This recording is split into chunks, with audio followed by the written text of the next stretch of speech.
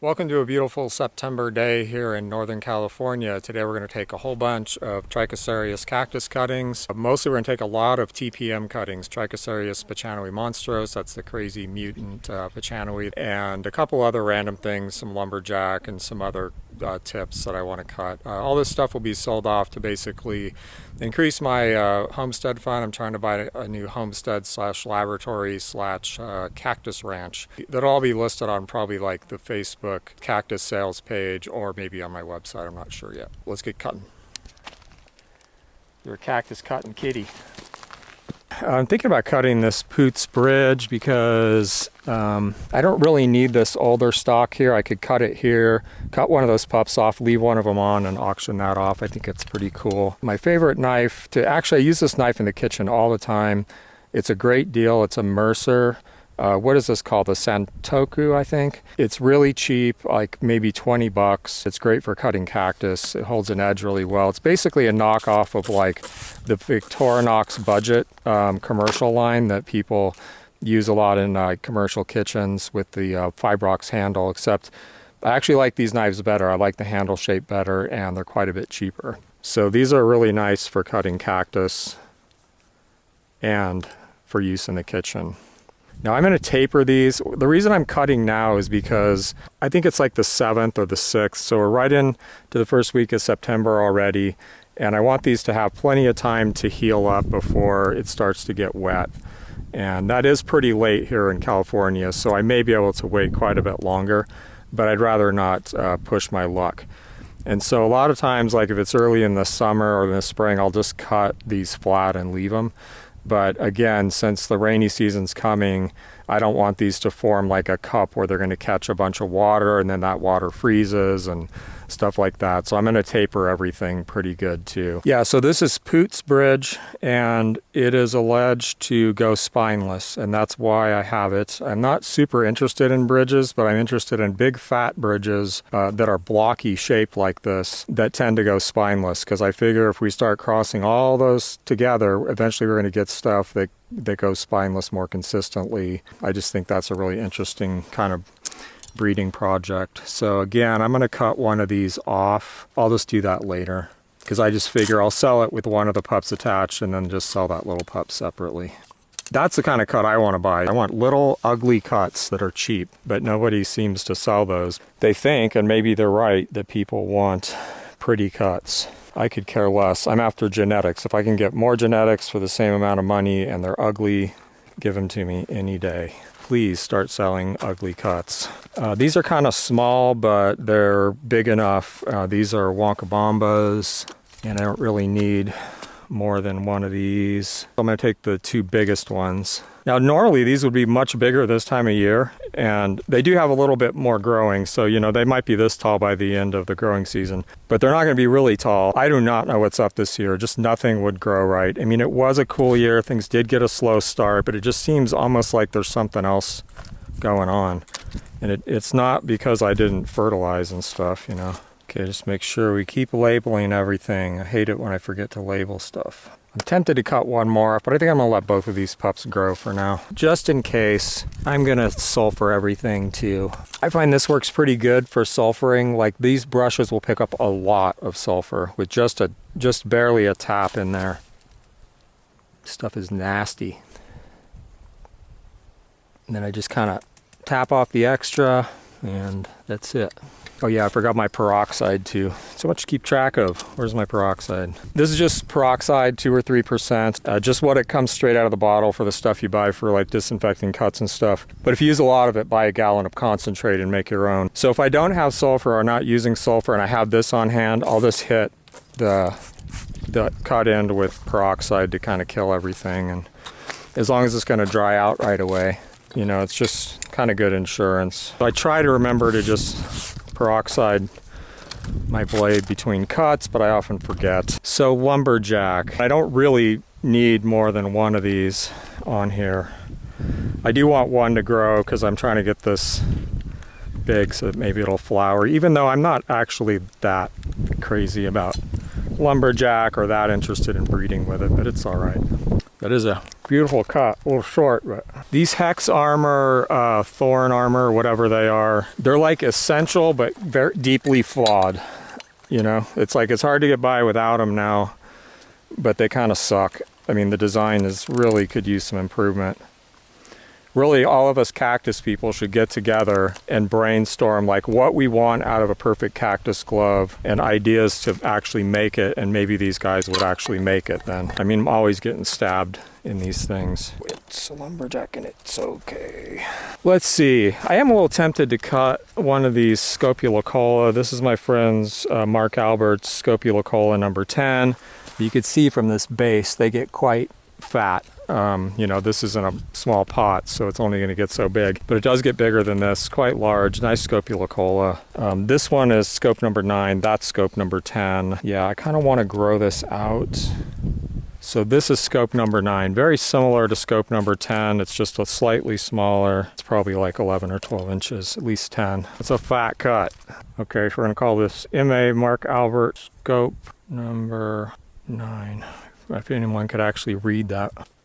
This knife, you know, is very, very thin, so it's great for just slipping right through things without much resistance. So the reason I cut that is because this is the same. I already have that.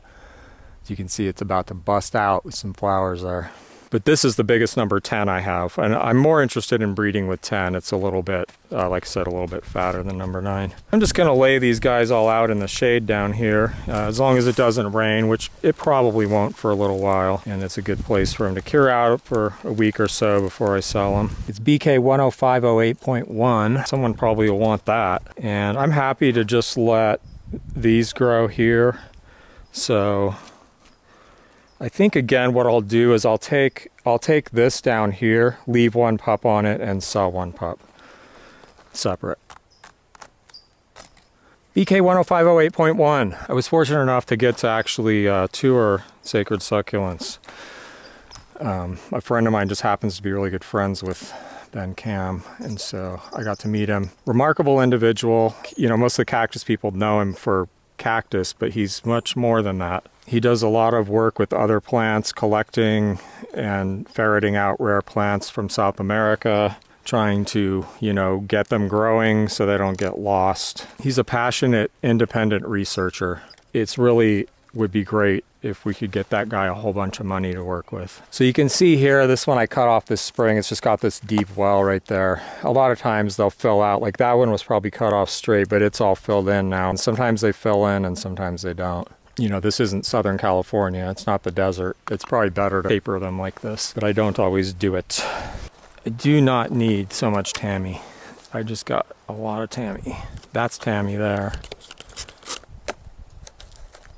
Tammy is a prolific cactus. It grows like crazy. You get one, you'll have a bunch of them before too long. I really don't have any reason not to cut this one too. I have, you know, one that I can grow big, and then the rest of them I could just farm for cuttings, or I might eventually just sell the whole stump too. Let's cut some lumberjack. I got a lot of slug bites on my cactus this year. This is a big old fat lumberjack. I am not a huge fan of spiny trikes. My main interest really in any Bridgesii at this point is breeding thornless types.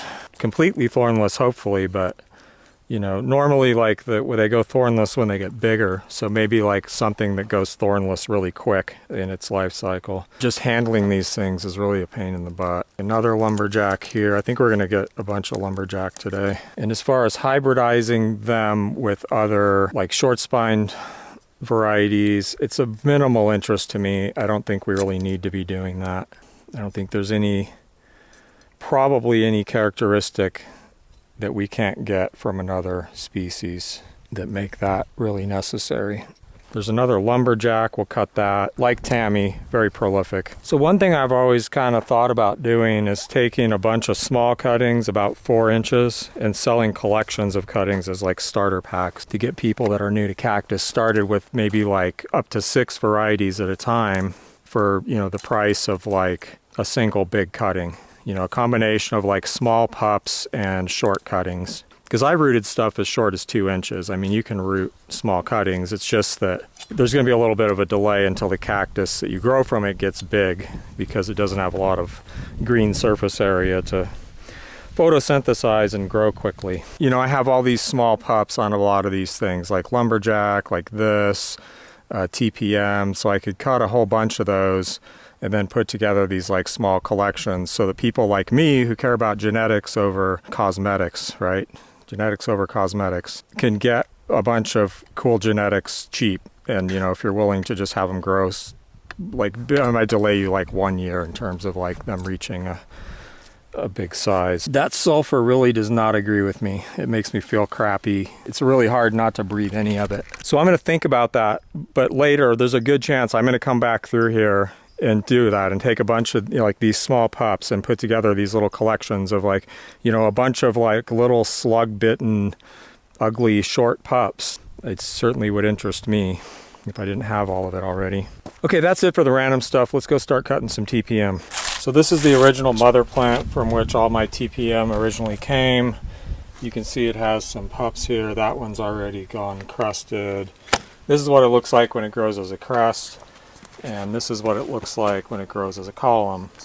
It'll do this, get all funky, and then grow normal for a bit, and then get funky again. And it's just a super cool looking plant. When these get really big, these columns looking like that, they're pretty awesome. But today we're going to cut both crests and columns. TPM is a great cactus. I mean, aside from the mutant weirdness, it just, I don't know if it translates, but it has this dark green, beautiful jade color with kind of a translucency to it. It's just a really nice looking cactus that kind of stands out. Okay, so these crests are seedlings. All these are seedlings, and you can see the similarity here.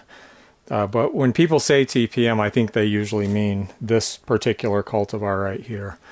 The one that I have was originally sourced from Sacred Succulents by a friend of mine who gave me one cutting. They do all kinds of weird stuff. You know, some of them are pure crests, like these, and these. This one is a crest with like 3 columns. Now, if you were to take, like say on this one, and cut off all the crested parts, whenever it grows from one of these, it'll start off as basically a column like this. So like this one here, down in here, I basically cut all of the cresting off. I just didn't know that in the beginning. And so everything that sprouted from one of these turned out to be like a column. Now at any point, that column, as this one did, this used to be a column just like that, off my main plant down there. It grew up to like, you know, 14 inches here, and then it started cresting out and got super weird, and then it threw out these arms on the side. So that's a very weird one of the weirdest ones I've ever seen. Imagine that thing is going to be super cool in a few years, maybe like 5 years down the road. Who knows what that's going to look like. I propagated all of these basically to take cuttings from. One of them's going back to my friend who gave me the original cutting, to his wife. He passed away earlier this year, and she has one on the porch that she likes, but it's in really, really bad shape. So I think it's best to just take that and cut it up for cuttings and then give her one of these fresh new plants in a nice pot. So that's the plan. So one of these I'm going to keep. Haven't decided which. I'm going to knock off because I don't feel great right now. And the sulfur is making me feel terrible. I have sulfur metabolism issues, and I've noticed this before with the sulfur. If I get any of it in, like breathe in any of it, it's really, really hard not to. I just feel like total crap. And I have problems with like high sulfur foods like garlic and onions, processing the sulfur compounds in those and breaking them down and getting rid of them. Basically, if I eat those, I end up with sulfite poisoning. That's pretty much what I feel like right now. Kind of like sore throat, just feeling super crappy and tired. So I probably should just stop using sulfur, or make all of my cuts and then put on a respirator and just go dust everything all at once, and so I don't end up breathing this stuff. Because I always think, oh, I'll just be careful and not breathe it, and then I end up breathing it and I feel like crap like I do now. So I'll come back in like a day or so and make all these cuts because I'm just not feeling it right now. Back on the job this morning. Let's cut some TPM. Feeling much better. No sulfur today, or at least I'm gonna be real careful with my sulfur use. Extricate some of these plants out of here. Well, let's cut the pretty one. That's going to dull my knife. That's okay. That's what sharpening stones are for. T, P, N. If they don't have a lot of green surface area, they're not photosynthesizing very much, and they can only grow so fast. So this one only grew those 2 pups. I mean, if I cut it here, it might grow 2 more pups like that. But also if I leave this, these, you know, may grow better next year. I basically want to leave some cresting. The cresting is what's going to grow more crest. This is an obvious cut right here. Beautiful cut. Just cut across the obvious spot right here. Now if I wanted to, I could get a lot more cuts out of this. If I cut this from here to like there, that will definitely root. It's plenty big to root. And then I could cut this in half or even just root it the way it is. But I'm not going to make that decision just right now. It just depends on like how much I want to maximize my cuttings, right? So even I could cut across like right here and then turn either this one or cut it in half and turn both of those into crest cuttings. But I want to make all the basic cuts first and assess what I've got and how many I want to propagate to make more of these. A lot of people will think that this plant grows, this variety grows slow. It actually doesn't grow that slow. And if you propagate it on purpose, like I've, you know, all these came from one cut, and I've sold plants this size, lots of small plants. I've given tons of cuttings away and plants away. It just takes a very small effort to get these going, and then, you know, not cutting them right away. You know, you need to give them like a year or so to size up. So same thing with this, you know, I could cut this and root that for one cutting and then propagate this for more. And then on now what I have is I've got, you know, this is going to crest out, this is going to crest out, maybe this down here, that. Again, to propagate more of these, I'm going to cut like this. Because I really, you know, this, I do not care what this looks like at all. It's just for propagation purposes. So. This is another knife I use a lot. This is my main grafting knife for fruit trees. A lot of fruit tree grafters will have much fancier knives, but I find these little Victorinox floral, it's called a floral knife, I think, or a florist knife. Very simple, very cheap, brightly colored so I don't lose it, holds an edge, comes out of the box sharp. So this is still going to grow plenty of crest to propagate more. I could even still probably cut off like this whole section here, and I'm not seeing any reason not to do that.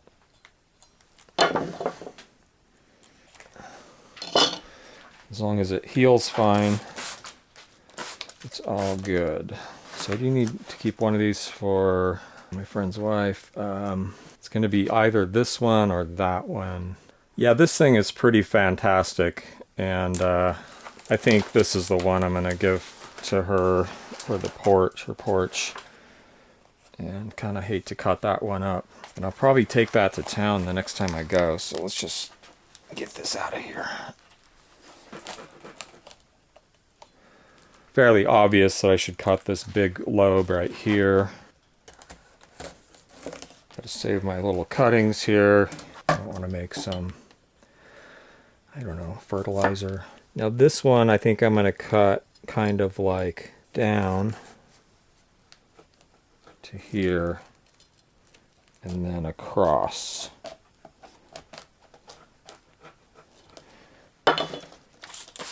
That's a nice cutting.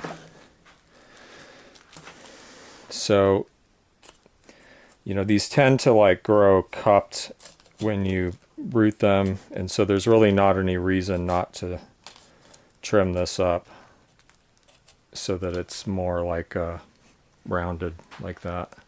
In fact, I'll go through and do all of these that way. And yeah, I'm going to throw that away.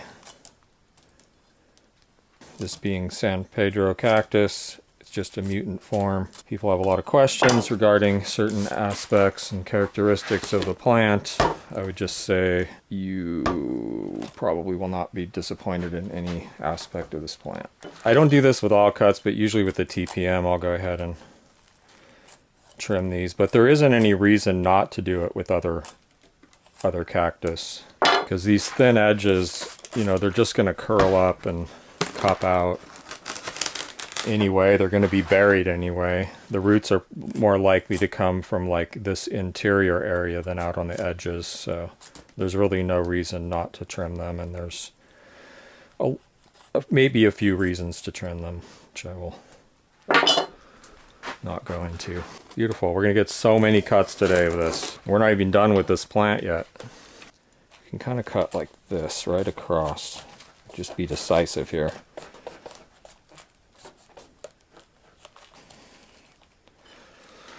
There. Okay, so we have that, and all of this to grow more. And I'm tempted to just kind of like cut this out, because why not? It's not going to make much difference to how this grows next year. I think it'll heal up fine.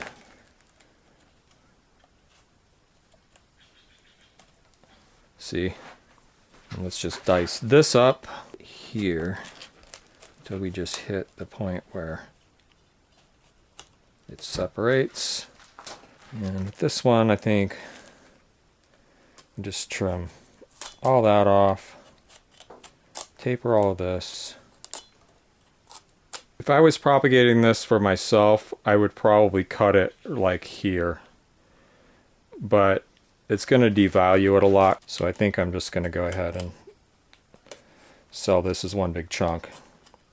Now if I bought this from somebody, I would probably cut that and propagate that, and maybe even that separately, just to get more plants. But, you know, you could also just grow it, root it this way, grow it for a year, and then cut it. There's cresting down here, here, I could leave that.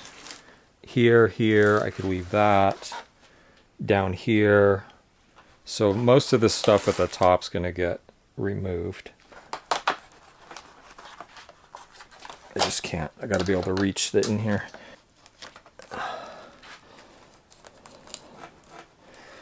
Beautiful. When I first started propagating these two, I wasn't even that diligent about it. I made a bunch of cuttings and rooted them, and then I sold almost all of them.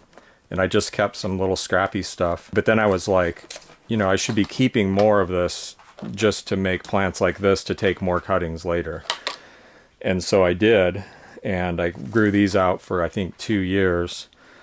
And now I have all this material to work with just because of that little bit of planning and resisting the urge to cut them, and because people kept asking too, that everyone wants this, you know, like most people that come here end up leaving with one, either because I gave them like a small pup, or they talk me into selling them a plant, and I'm just like, I was saving those to propagate, you know, and I could make cuttings and make a lot more than just selling you the one plant, but okay.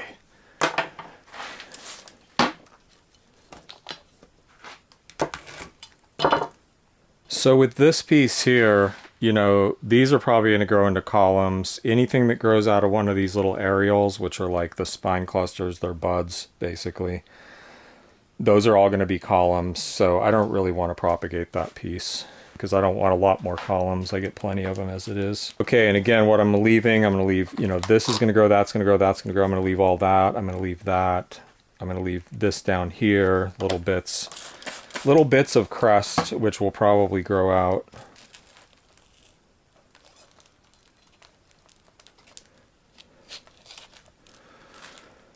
Another beautiful slab.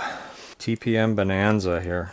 I may not even cut all the plants I have because there's just so much. Maybe save some for next year or in the spring to propagate. And I've propagated pieces of this smaller than that. So I want this one off. That's going to leave all of this, that. Plenty to grow. I may cut this off just because I don't really want more pups. growing, and those look like they're going to grow into pups.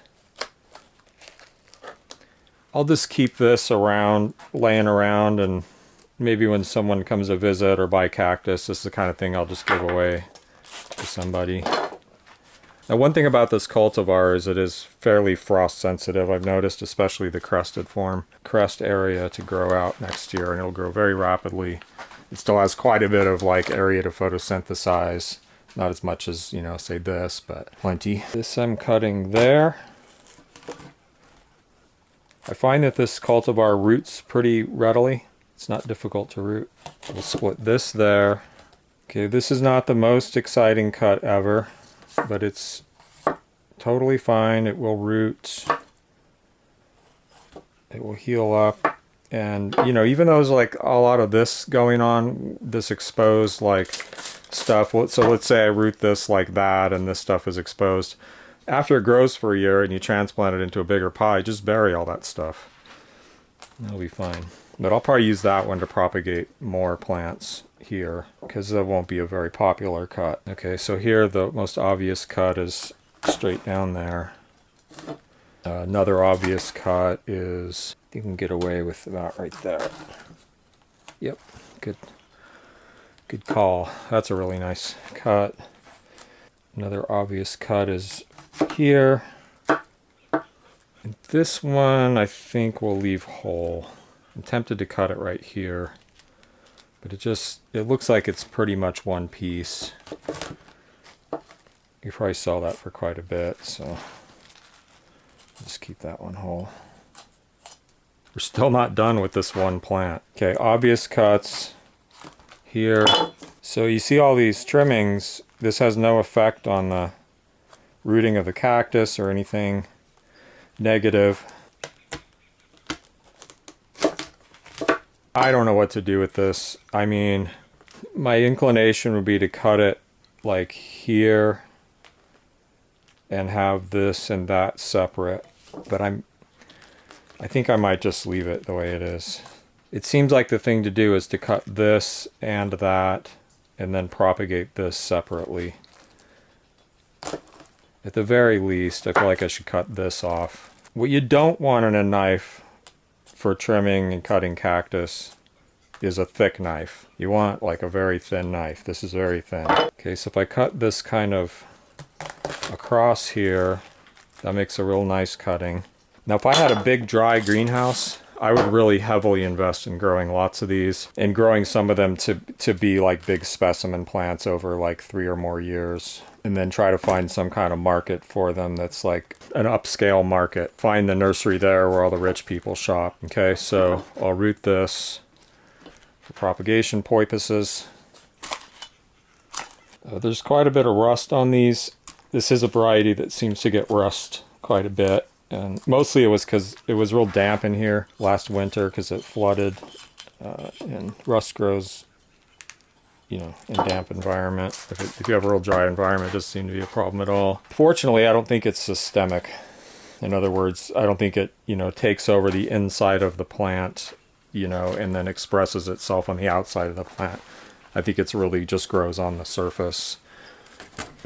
And so it has to start new spots with new spores on the outside of the plant. Okay, question is, should I cut this one or not? I just feel like I have so many already. It's just silly to cut that one right now. And I have 2 more good-sized plants, like actually big plants, that I was going to cut. Plus, when I take that one to my friend's house, I'm going to get another old plant that could be cut up for cuttings. I might just see how these go, try to sell them in the next 2 or 3 weeks, and if they do well, maybe I'll cut more. Okay, so we have all these, all those, all those. Here's what I got cut. I did cut a bunch of small pups that I'm going to sell as little collections of cool stuff. There's like Wonka Bomba, Tammy, SSO2, Lumberjack, BK10508.1, TPM. We have Poots, Bridge, lots of Lumberjack, Mark Albert's Scopulocola number 10, aka the Queen, nice fat Scopulocola. Tammy, I found some Lee cuts, Wonka Bomba, Taz Bald Bridge, which is another thornless bridge, Scopulicola number 9 from Mark Albert, some big BK 10508.1, piece of Sunrise, and lots of TPM. I think that's mostly what I got here. So I'll cure these out for a week or two and then try not to procrastinate listing them. But I probably will post on Instagram that I'm, selling stuff. So you can watch my Instagram account for when this stuff drops.